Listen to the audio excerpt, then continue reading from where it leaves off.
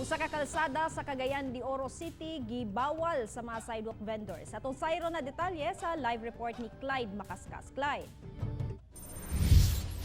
Sheila, nahimo ng kabahin sa night market sa Cagayan de Oro City ang J.R. Borja Street. Apan sumala sa lokal nga panggamhanan sa Cagayan de Oro City, bawal na kini sa mga ambulant vendors. Mataghaduol na ang Kapaskuhan. Usa ang J.R. Borja Street sa Cagayan de Oro City sa pinakabisi nga dalan.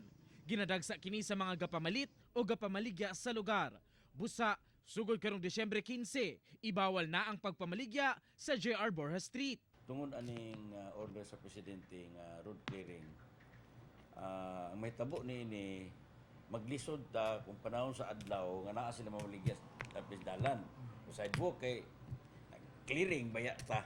Bisa na kaduol na ang Kapaskuhan, bawal na ang pagpamaligya sa sidewalk sa buntag. Plus ni night market. Night market gyud dili pwedeng padala tong una nga naibuntag.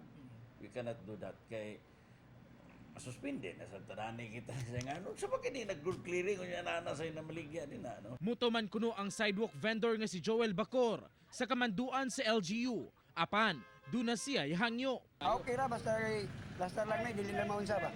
Wala na karate sa may tabo. Sumala sa LGU, magtaga na sila og ID alang sa mga vendors. Tumong lamang nila ang hugot nga seguridad. Kinahanglan sab kanunay suot sa mga vendor ang ID sa matag pagabuhaton nga inspeksyon sa LGU.